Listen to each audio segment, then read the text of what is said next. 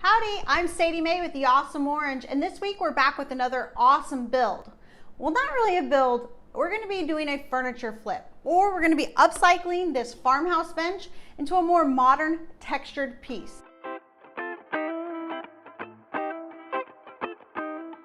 I want to give a big thank you to Sabertooth Power Carving Tools for sponsoring this video. I'm super excited to be trying out one of their new donut wheels and a whisper grit on this build. This is their finest grit that they offer, meaning that it removes less material, and that means less sanding time in the end.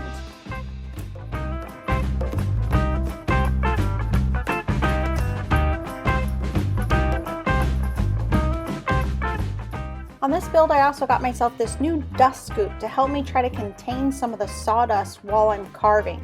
Got it hooked up to my dust collector, so let's get started. Remember, always the proper PPE when carving. You want your dust mask, hearing protection, eye protection, all that good stuff. All right, let's try this out.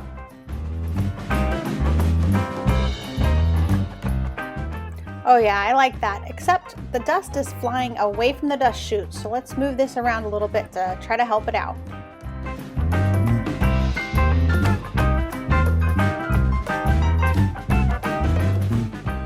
Oh yeah, this is working pretty good. You can kind of see it getting sucked into the dust chute in this view.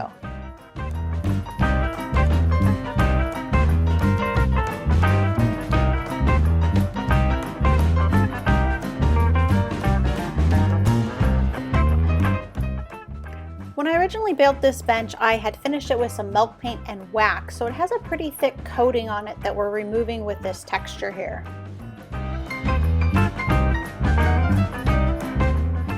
Alright, I figured if we got the bench a little bit closer to the dust chute, we could collect a little bit more of that sawdust. So I'm going to be flipping my workbench around and trying to get this thing situated better.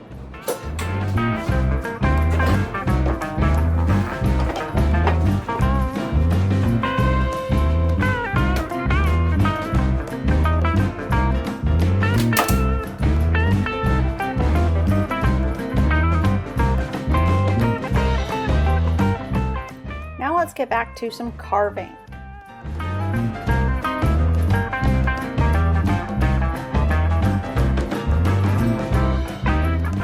You might notice here that I switched over to a yellow carving disc instead of the whisper one. The white one was getting a little gunked up with the paint and the wax, so I figured we'll go with the yellow and then go back later on and touch up the texture with the white once I'm all done. But I just wanted to get that paint and wax off of there.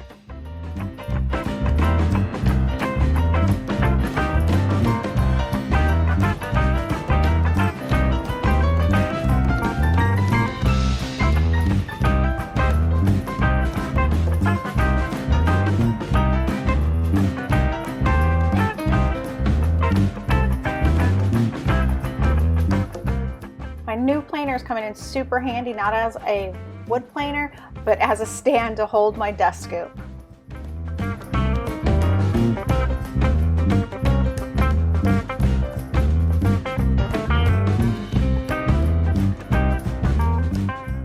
Again, I'm just going super fast here to remove that paint and wax, and we'll go back and touch up the texture here in a little bit with that whisper disc.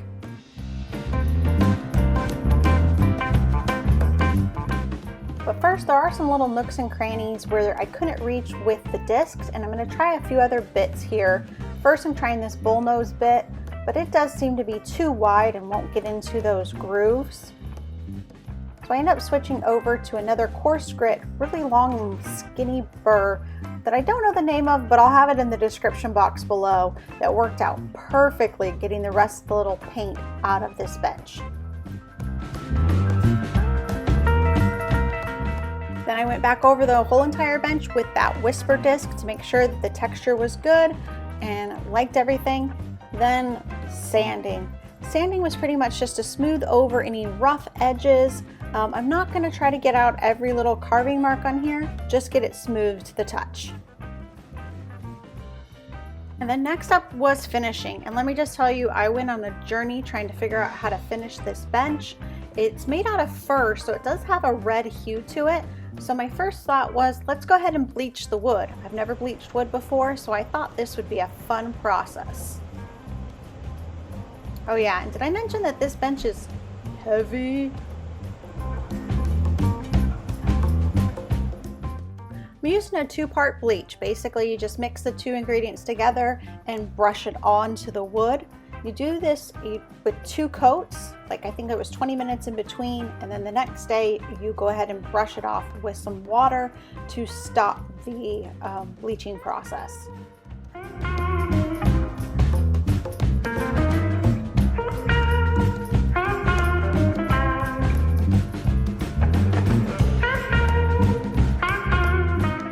Does it look like it's getting lighter to you? For me in the beginning, I was like, oh no, it's not doing anything, but just wait.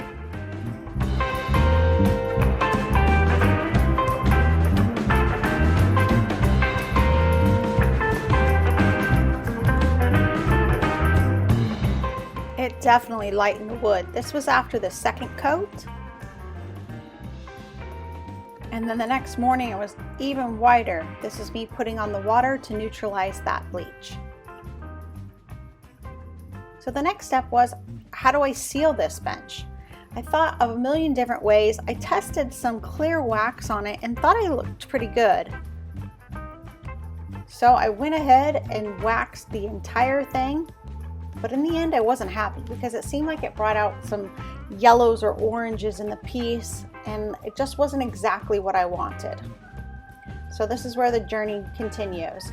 I ended up using some finish remover, I believe it is, and that removed the wax for me. So you just basically wipe that on, it melts the wax, and you wipe it off.